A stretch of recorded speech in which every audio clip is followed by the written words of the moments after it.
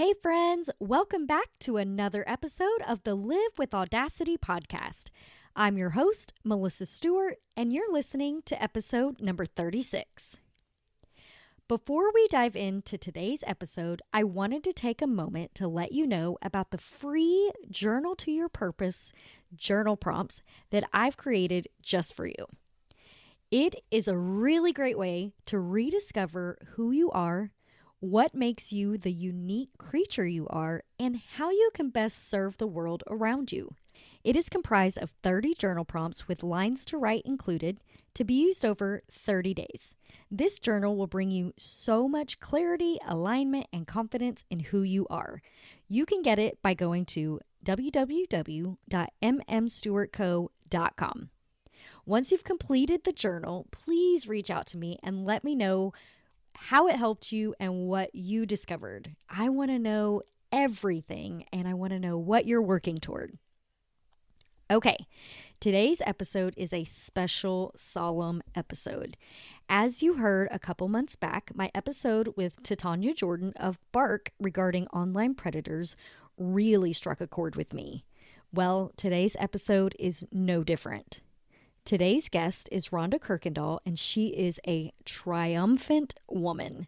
She has successfully lobbied the Texas Legislature to abolish the statute of limitations on child sexual assault back in 2007 and continues her work on the board of directors of Child Advocates of Fort Bend County as the chair of their Legislative Advocacy Team. She also chairs the Fort Bend County Human Trafficking Team. Her storied childhood and subsequent pursuit of her abuser's conviction led her to be the voice of those who have been silenced by sexual abuse and sex trafficking. Today, we get to hear her story.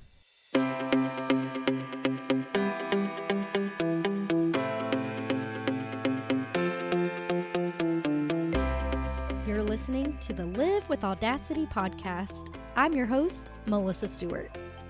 Audacity is defined by Merriam-Webster as intrepid boldness or disregard for normal constraints. And that's exactly what we have here. The Live with Audacity podcast is aimed at giving you the courage to explore your someday dreams, do things your way, and start making things happen in your life right now.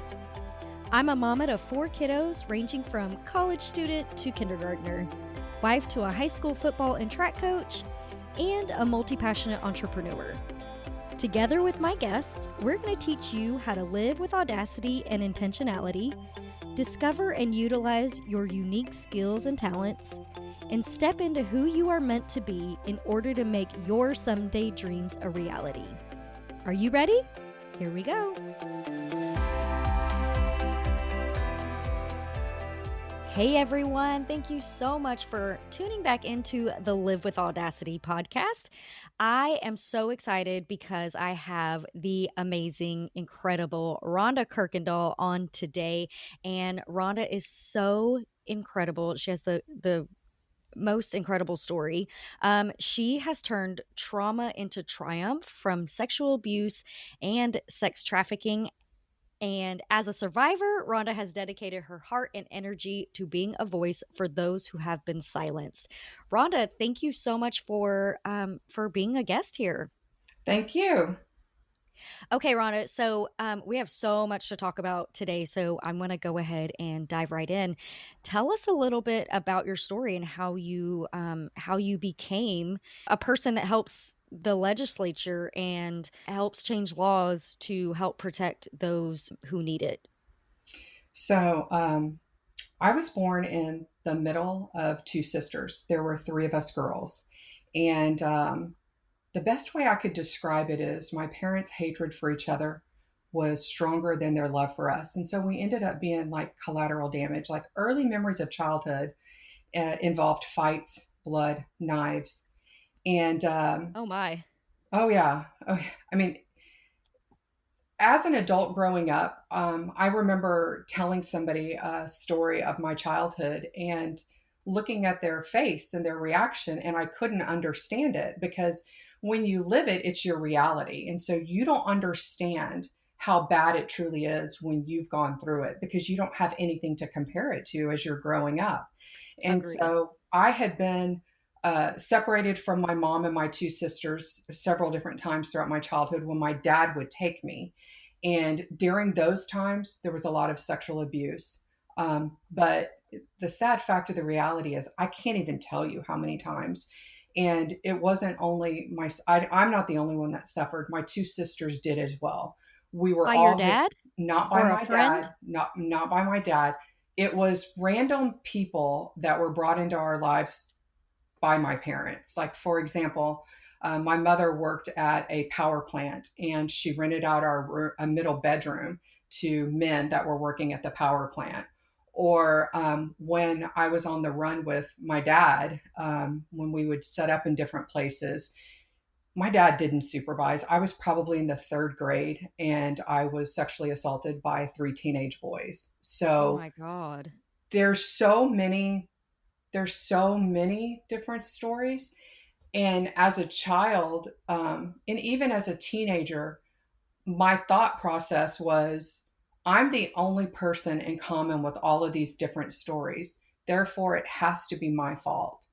And Oh, that's where it takes so much effort and so much time and so much healing to escape and to heal from you spend a lifetime trying to heal, and in a moment, in a blink of an eye, it can all come back. And that's what happened to me in 2001. So I had gotten married.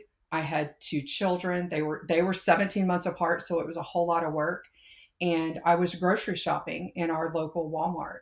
And I came face to face with one of the men who sexually assaulted me when I was a child.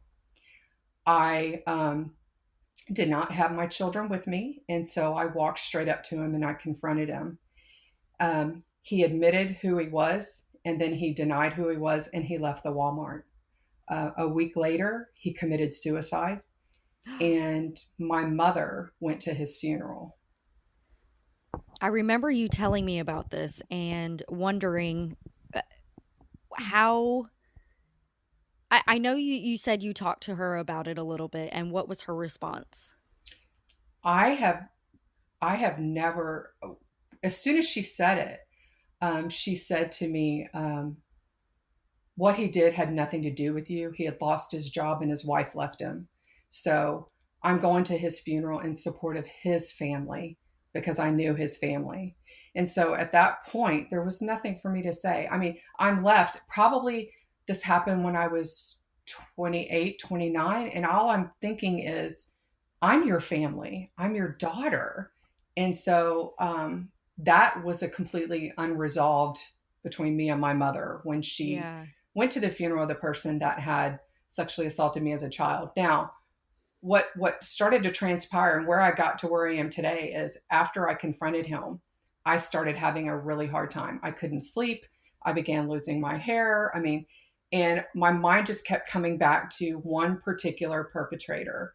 And his name is Mark Phillip Turner. He is a four-time convicted sex offender, all sex crimes against children. And I had this need to come forward and report the charges and go to trial for what he did to me and my older sister. Um, People don't understand abuse and why kids don't talk. And my older sister and I were both abused by Mark Phillip Turner, and we were 17 months apart. We were flown on a Friday, we were returned on a Sunday, and we were back in school Monday morning. Now, we were never together when we were flown. We were always separated, but we never told each other the details of what happened to us until 24 years later when I sat in front of her in 2004 and said, I want to go to the police. Tell me your story. And she How did for did the you know first she had a time. story? Well, we were 17 months apart. And so the way that we met Mark Turner was at the apartment complex of my father's in Pasadena. And when we met him, he got access to us just by my parents gave him approval. He said, I want your girls to be models. They said, you can have them. And so individually and alone, we were taken on weekend visits with him here in the Pasadena, Houston area. We lived here in Fort Bend County. Eventually, he would drive to Fort Bend County and take us, and then we were flown on trips to Lubbock, Texas. when we were flown, she would go first and then come back, and then I would go. And we never, ever, ever, ever compared notes or talked. And remember, we're 17 months apart. So, And so how old were you guys at this time? I was 10 and she was 11 and a half. Okay. And so, okay, so as adults, we try to think through adult eyes, but I want you to remember I was 10, she was 11 and a half. When we sat down in 2004 and talked, we found out that he used the exact same tactics on both of us. And here's what he did. As soon as we were with him alone, if we got uncomfortable or we were scared, he would say, look, if you tell anybody, they're going to know that you wanted to be a model. This is what models do. So if you tell anybody, it's going to be your fault. That was ingrained in us over and over and over again, that if we told, it would be our fault. Everybody would know that this is what we wanted. And that's what kept us quiet for so many years. So my mom was actually, my mom and my dad knew about the abuse right after it happened. Oh my God. I was told that my mother was actually paid. So I didn't know that. There were gaps in the story, even at a difference of 17 months. There were gaps in our stories that I didn't know that my older sister filled in for me in 2004, because I just didn't have the memories or the recollection. So way back, if you go back, and this was 1981 at the time, if you go way back in 1981, my mom found out because then he went after my 5-year-old sister and she was going to be flown. And my older sister had the courage to tell my mom to get on the phone line, and my mom did. And she heard what Turner was saying to my younger sister. And on the phone, she yelled, she screamed at him. She got off the phone, she yelled and screamed at us and basically said, you're not going to tell anybody this happened, and I'm going to have him killed, and y'all are just going to, we're moving on from this. He's going to return any photographs that he took of y'all. And we were silenced by her. We were not allowed to speak about it. And for sexual abuse, kids are extremely resilient in overcoming trauma. But when you force a child to go silent and you no help whatsoever, no counseling, nobody to talk to, that's what does a serious harm. And that's what happened to all three of us throughout the years of trying to cope and deal with sexual abuse in silence without anybody to talk to. And so Wow. I did everything I could to charge him, but I was told that I was past the statute of limitations in Texas. In Texas at that time, the statute of limitations said that if you're a victim of a sex crime, if you have not come forward 10 years after your 18th birthday, you're too late. And I was too late. God. I was too late. And so I spent the next 4 years working. It's kind of funny. I had no background whatsoever in legislative work, but I bought a lobbying 101 book and I read it from cover to cover. I found some other victims and we marched to Austin, and we thought everybody would grab onto it and this would be an easy fix. We were wrong. The first legislative session was the 78th back in 2005, and we failed. I actually ended up having to separate myself from the other victims that I'd went with in 2005. And here's the problem we had. I was with a group of people that wanted to talk about their personal stories. And in order for statewide legislation, you have to prove that it's good for everybody, not just your personal case. And so I went back in 2007. In the interim, Lieutenant Governor David Dewhurst had invited me to a roundtable, and I had the opportunity to share, what I wanted to see changed. And I was really hopeful that the Republican Party would pick it up and add this onto their platform, but that didn't happen. 2007, I looked over and over and over again for an author for my bill, and I could not find one. And I just so happened to walk into the office of Representative Jose Menendez. He is out of San Antonio. He said, I think this is a fabulous idea, but we're not going to be able to get it through alone. I want to attach it as an amendment to another bill that was at that time known as Jessica's Law. And he said, give me a fact sheet. give me all the information that you can in one sheet of paper. And he's like, I'm going to do this during the House debate. So I'm sitting watching the House debate, and I hear Representative Menendez lay out everything that I said. And here are the words that he used. He said, children who are sexually abused will show no outward signs, no black eyes or bruised cheek. For the victim, their signs are fear, mistrust, and drug addiction. And with every misdeed they commit, it only reaffirms their belief that they were to blame from the very beginning. And I'll never agree with that. I know. I'll never forget hearing that, because those were the words that I penned one night when I could not sleep. I just woke up one night. I wrote it down on a sheet of paper. I sent it to him on that fact sheet. And here it was being broadcast on the House floor in Texas, in Austin. I mean, it was almost like surreal. Like I finally felt like there was going to be some movement. Finally felt seen and heard. Exactly. Because and with the legislature, that's it. I mean, you when one door is shut, you're going to have 50 doors shut. You have to find a way to work around it, not bulldoze through it. You have to find a way to work around it, and that's what I learned fairly quickly. So it went into an amendment to Jessica's law, and it got signed. There was no debate. There was no problems. Nobody had a problem with it. Went over to the Senate. It sailed through the Senate. I got a call from... That's incredible. I know. I really, after all the work, it finally just went through. I got a call from Lieutenant Governor David Dewhurst, and he said, I want you to come to the bill signing. And so the irony of that bill signing is I'm standing there at that bill signing, and I don't really look that happy. I wish that I would have had the maturity to just smile and enjoy the moment. But I was standing around everybody that fought against me. None of those people none of the people standing around me helped me. In fact, they were against a lot of the work that I did. And so it was surreal to sit there. Representative Menendez was not invited to the bill signing. So that's a bummer. Exactly. And so after the bill signing, I walked out of the state capitol and I went home. And I went home to my two kids. They had sacrificed a lot in the time that I had been gone working on this one piece of legislation. And so for the next couple of years, I spent at home with my kids, raising them. And when they were probably in the later years of high school, now remember, my kids are like 17 months apart also. So it's like one left for college. And then the next year, the second one left for college. So I was like, okay, what am I going to do? And that's when I got back involved with child advocacy.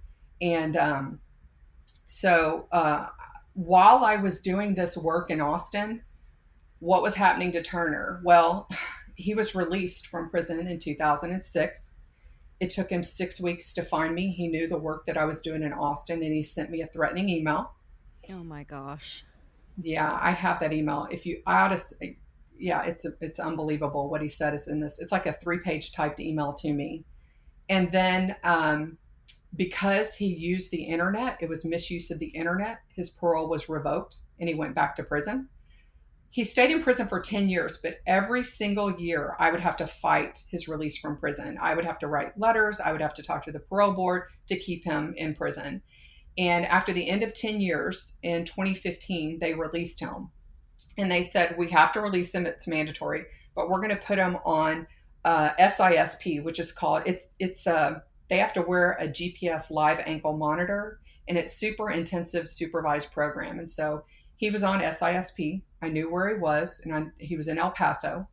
And every year they would want to remove the SISP from him, and I would have to fight that. And just this past year, 2019, they decided to remove all SISP.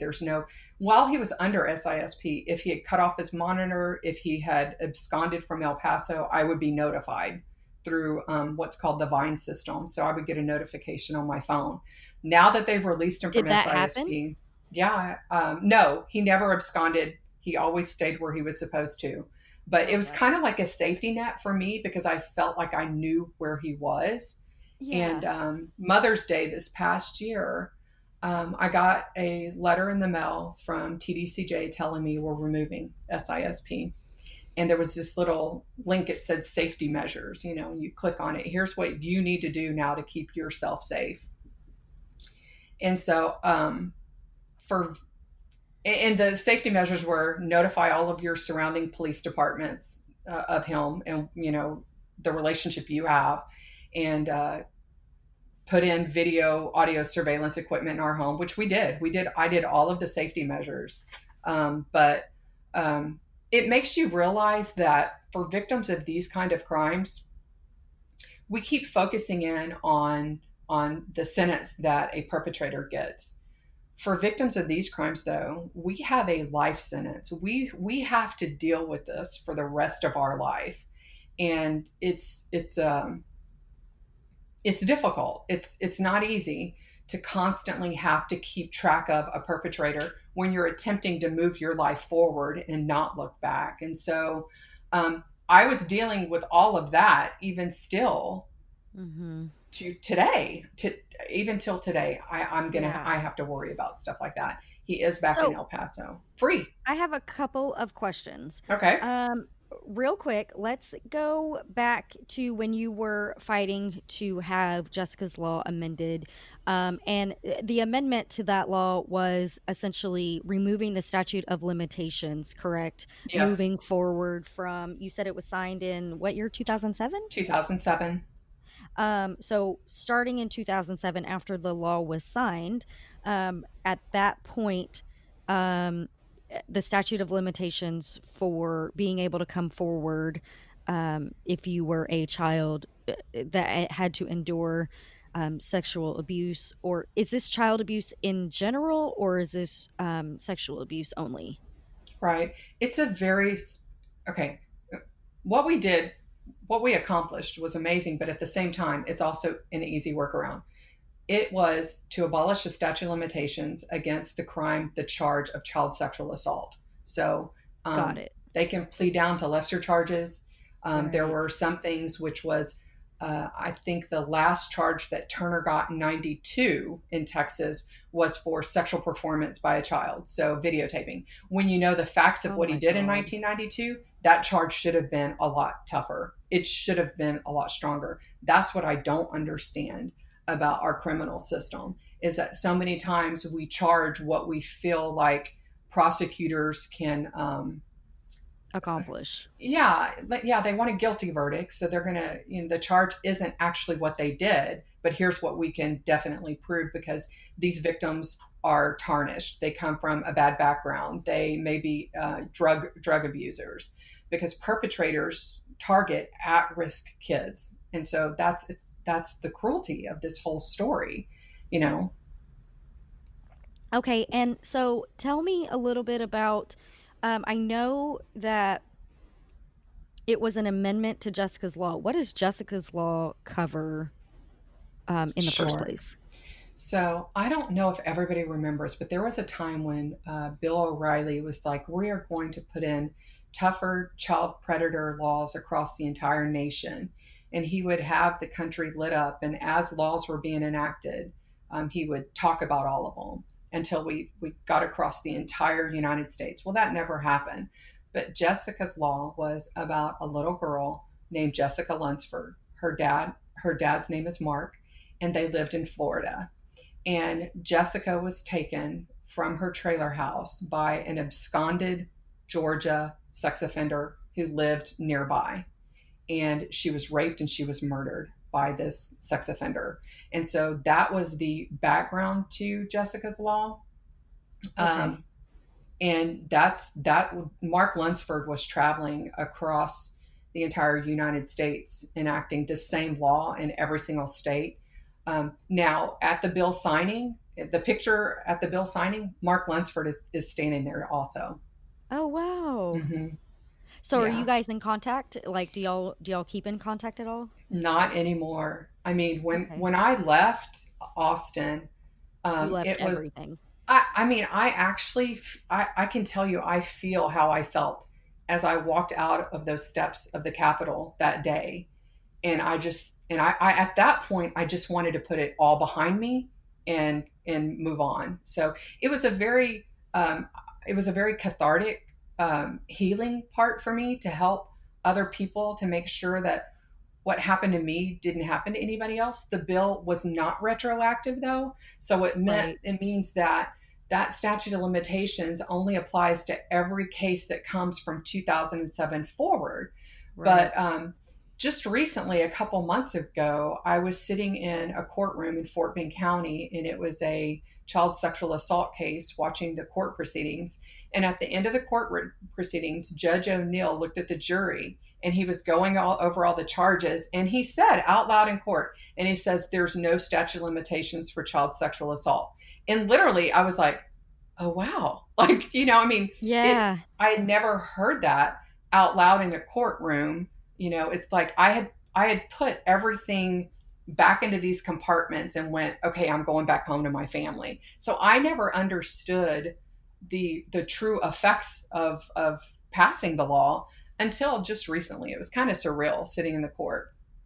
It's funny that you brought that case up because I was literally writing down, do you know of any cases where where you having this enacted has benefited or affected the case? And you walked right into that. So that was perfect. Thank you. Yeah, yeah.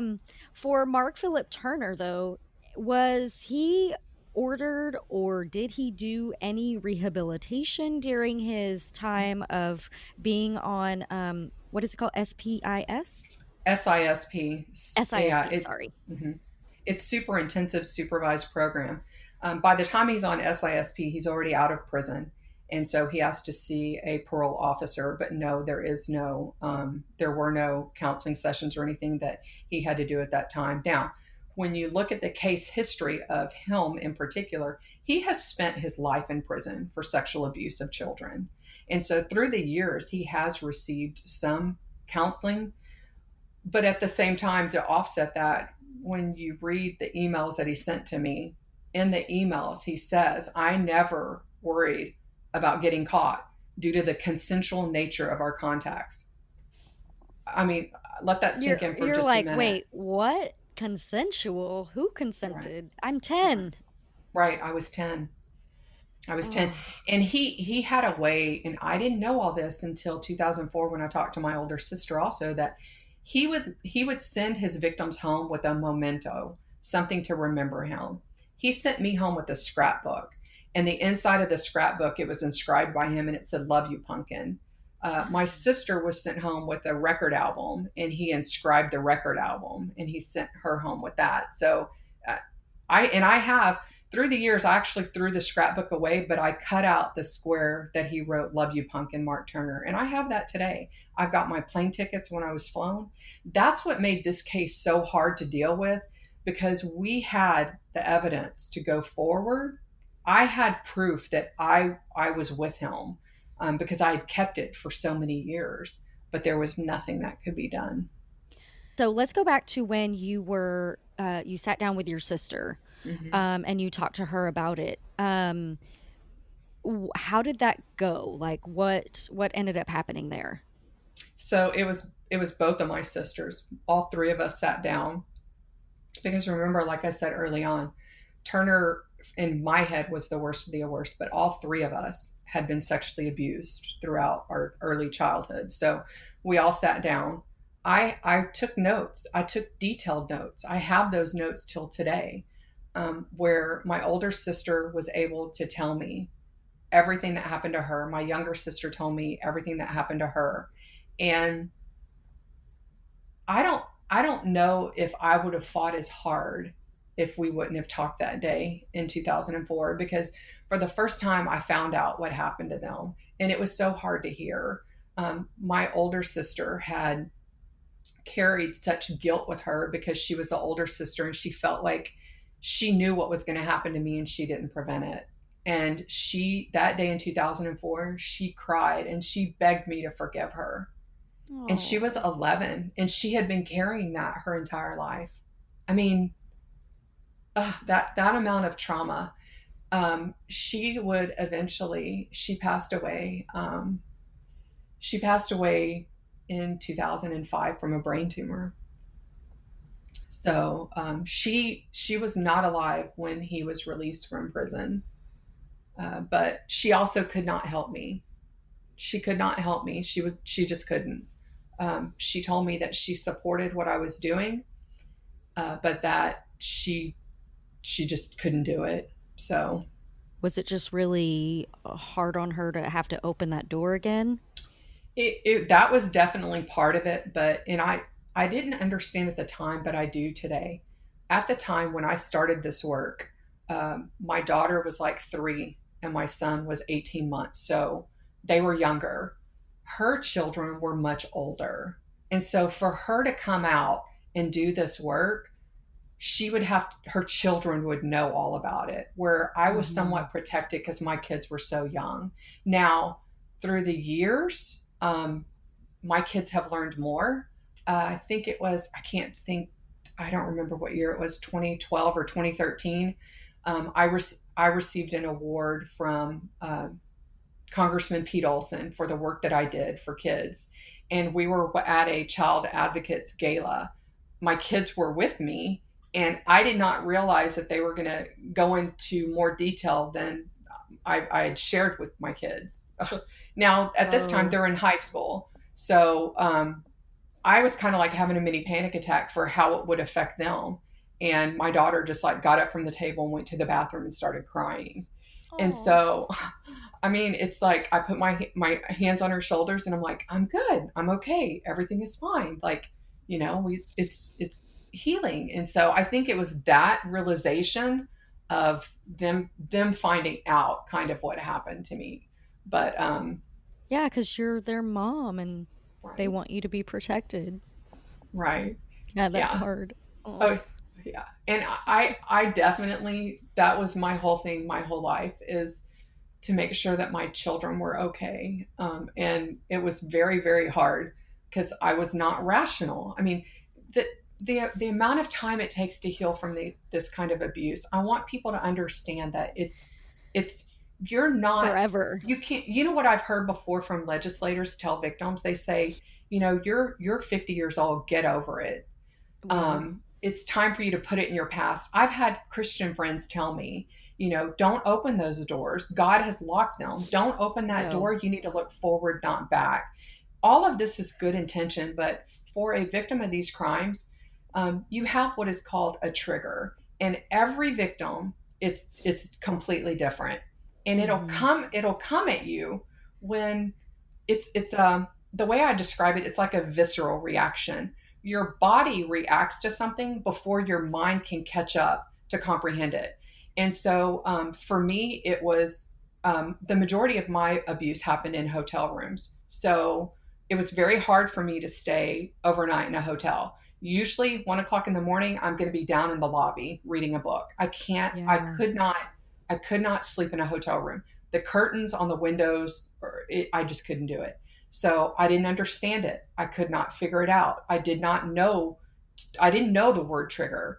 And I had not really healed from all the abuse. All of it was just kept coming up. And then, a time in a woman's life when it should be the most precious, the birth of your child, was very hard for me. First, I was so scared something was going to happen to them. But then after they were born, I had this visceral reaction to baby oil. And I couldn't understand why until I realized because that's what was used on me, the smell of it. So, something that should bring to a woman the birth of her child. And for me, it was so hard. It was so Yeah. hard. But here's the thing, people always say, victims of these crimes are damaged or um, I don't know who I would have been if this didn't happen, but I know even today I could be triggered by something. But now I also know in my mind I can say that's what it is, put it in the place where it belongs and move forward. You're able to get over it and understand. It's not like you're going to stop it from happening because it will Right. happen. If I see Yeah. somebody that looks like him that's with a younger girl, my mind goes there. Of Or I'm course. watching a movie that I don't know is related to child sexual abuse, and all of a sudden the tables turn and And it's, you're like, oh God, turn it yeah, off. Yeah. So those are the things for victims of these kind of crimes that I wish people would understand. They Yeah, always look. it never goes away. Like, you can No. do healing, and you can look at the past and deal with it. I think a lot of times we are taught, like you said, to just stuff it down and get over it. And then these triggers come up, and it can, if you haven't dealt with those triggers, or realized what they're from, and dealt with that trauma, and done the work to at least try to heal from it, it can really send you into a downward spiral very easily and very quickly. And I think bring up lots of other things like anxiety and depression and all these things. And so to tell someone to just stuff it down and get over it, you're doing them a complete total disservice. And I just, I just can't even imagine having to deal with that. I know. I know. And there is so many people, there is so much work that's been done that's great out there to educate people, to get them to understand.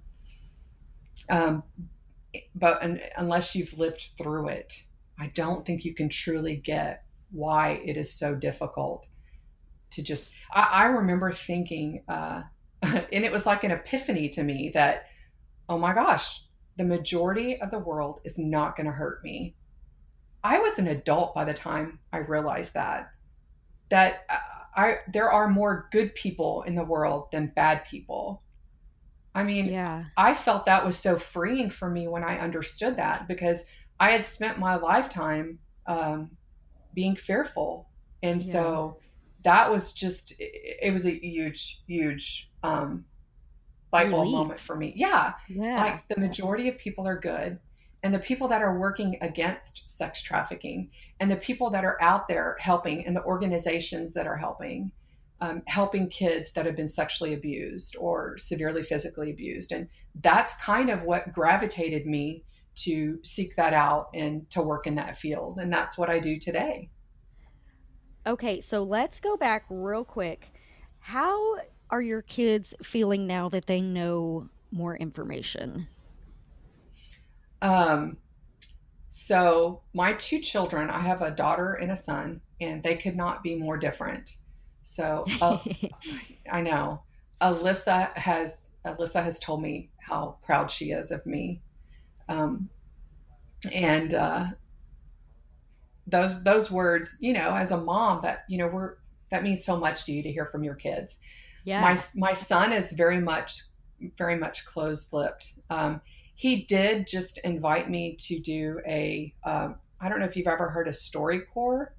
Mm-mm. It's kind of like a pod. It's not a podcast, but it's an online avenue where you share stories. And he had to do it for a project in college, and he's like, I want to interview you, Mom. By the time we were finished talking, we were both crying. He was Oh crying, my I was crying. God. And I have the blessing that I actually have that audio recorded. And one of the things, his first question to me was, what was your childhood like? And I said, how honest do you want me to be? And Oh. when I told him just a little snippet, he looked at me and he went, I had no idea, Mom. Like, Oh. so, um, yeah, it's just their personalities are so very different. You know what, though? I feel like the more honest we can be with our children about the things that we have been through, it helps them to look out for, maybe themselves or their friends, and know what to look for, or even just, maybe their friends' kids one day. And I think us Hmm. letting them in on that Yeah, can be it can change um it can change the destiny for so many things and so many people, being right. honest and open, and telling our story. So I think that's really powerful.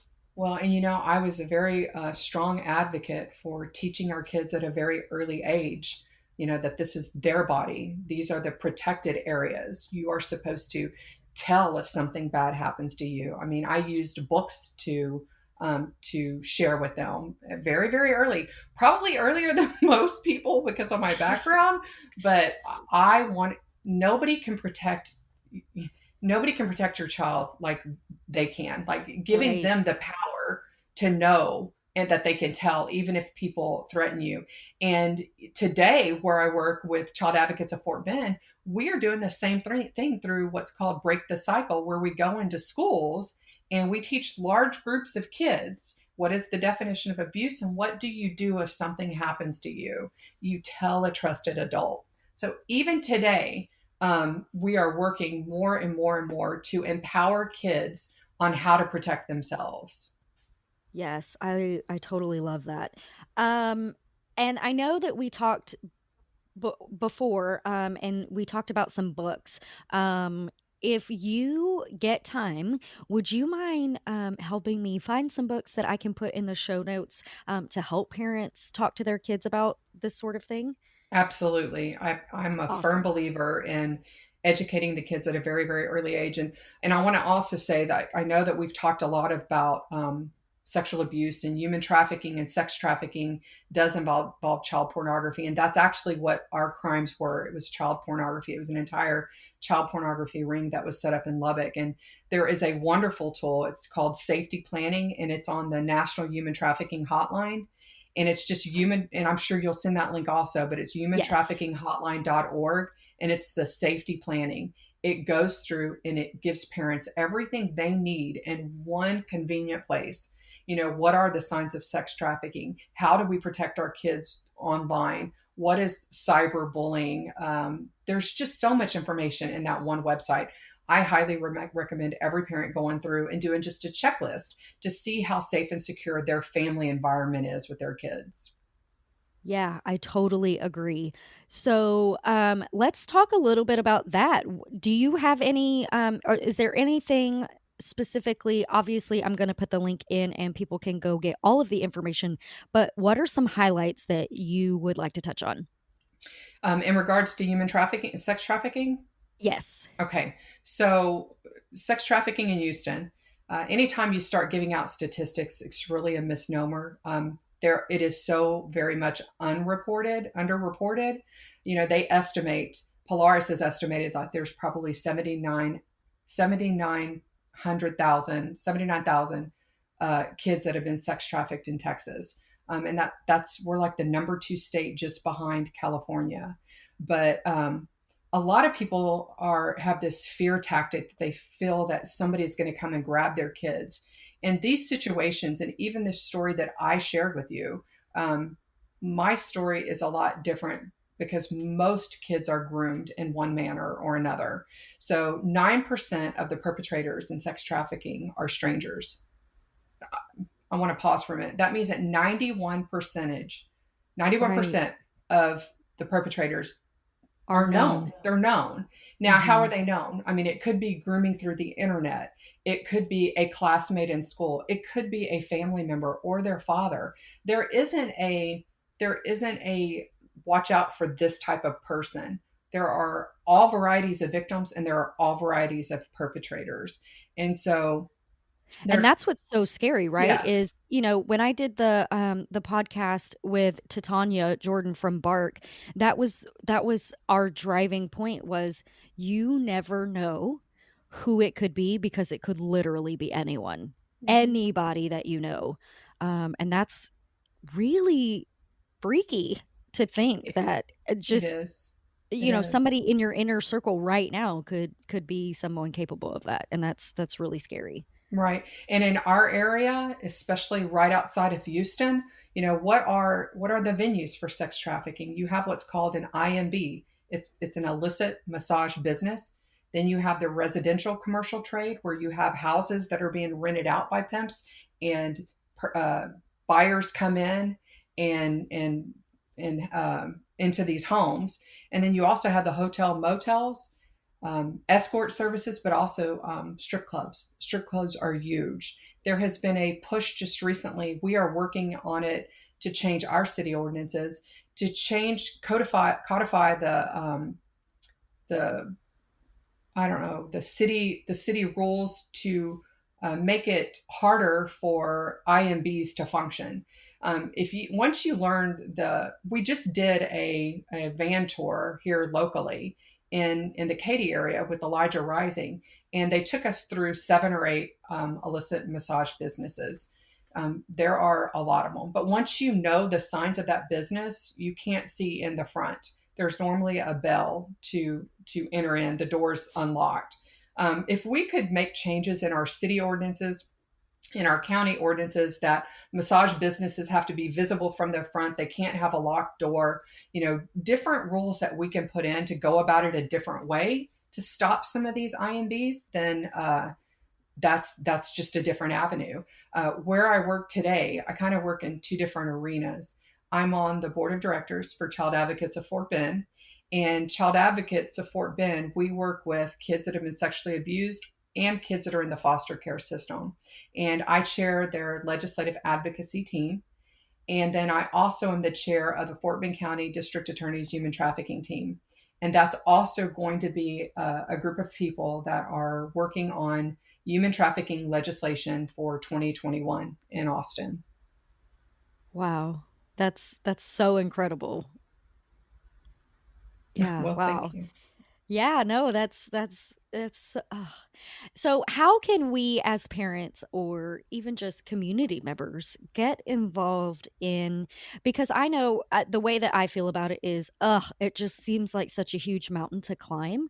What are some things that we can do to get involved and do our part to help? Sure. There are so many different ways. We are here in the immediate area. We have Katy Christian Ministries, and they are going to be working on sex trafficking, right here by us. They're actively working on it.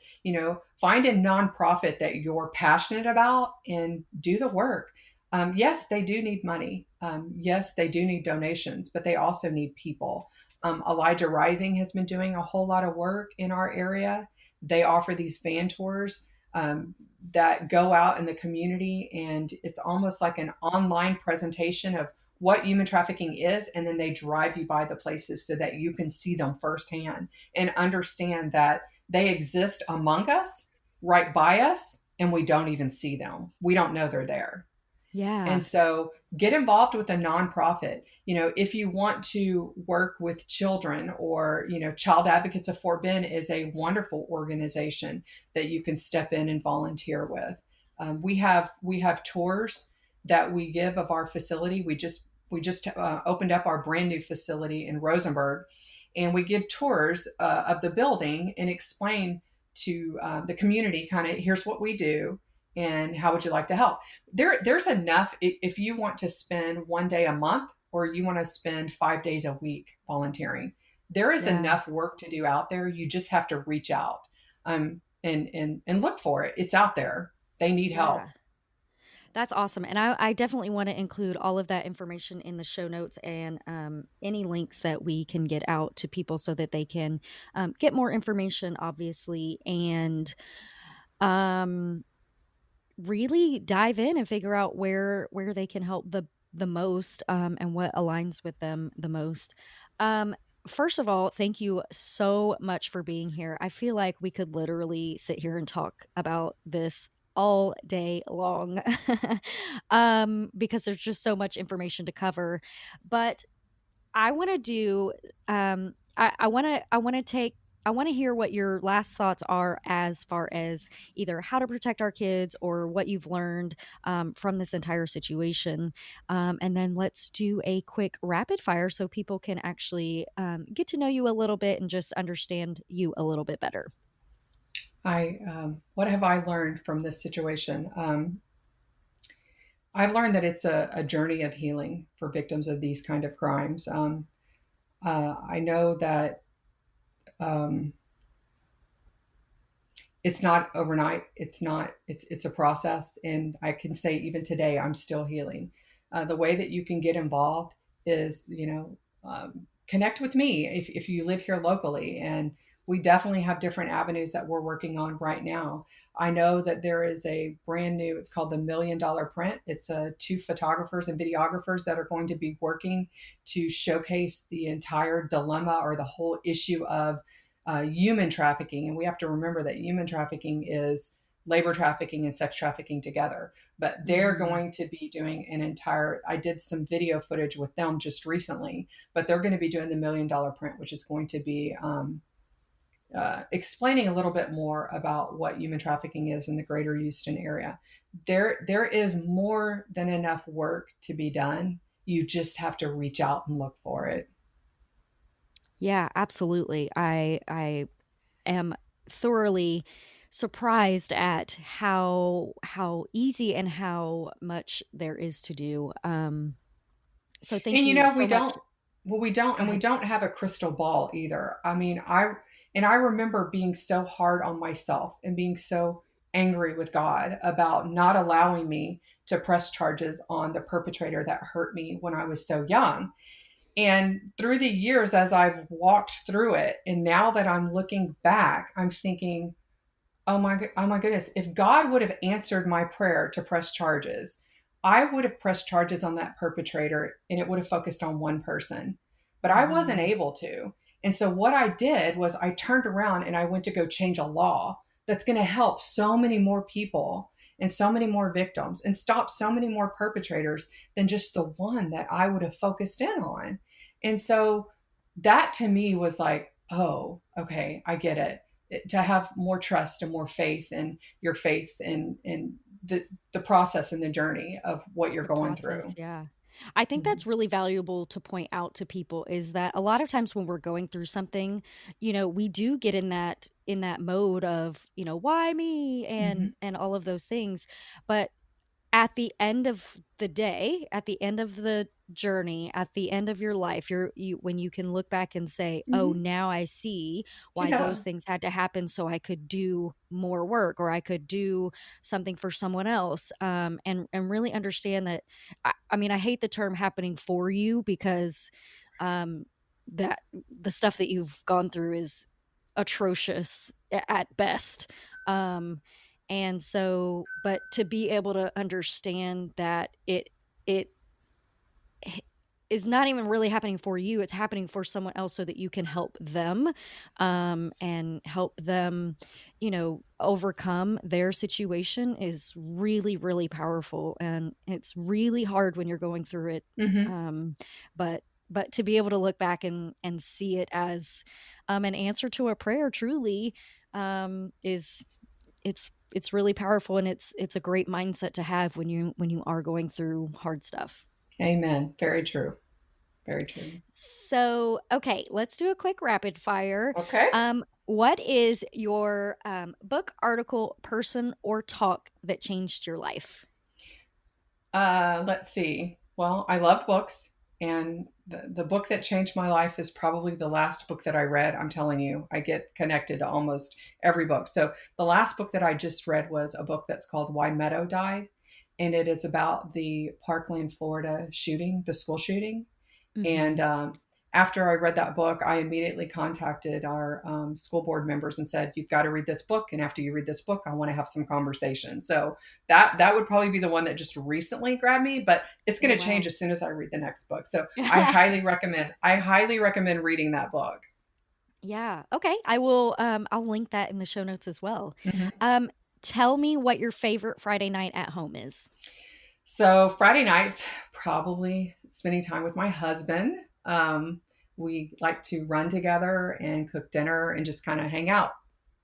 I love that. Okay, let's see. What was your dream job as a kid? Now, see, and this is where we're all lighthearted and stuff. And I remember my memories of my childhood are just so messed up. I do remember thinking I wanted to be a prostitute. Oh my God. I know, I know, I Oh, know. I remember thinking if I'm going to be treated this way, at least I should be paid for it. oh, I that's thought it so was awful. glamorous.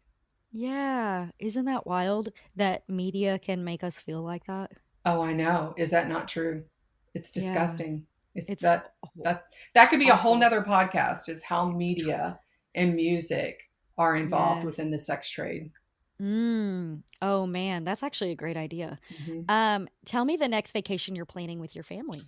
So, as soon as my kids left for college, my husband and I picked up scuba diving. So Ooh, we now scuba. We do. We have a cruise that's planned in June.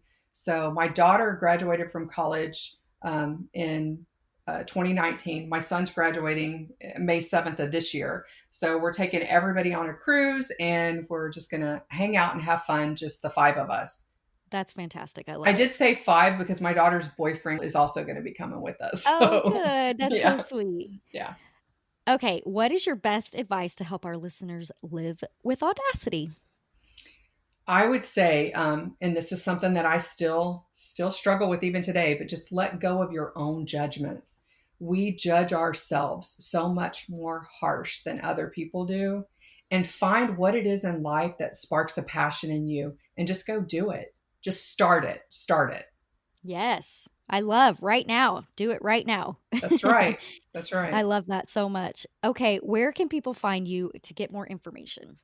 You can find me either on Facebook or Instagram, and it's my tagline is just Rhonda Kai. So if you do at Rhonda Kai, you will be able to find me on either one of those platforms.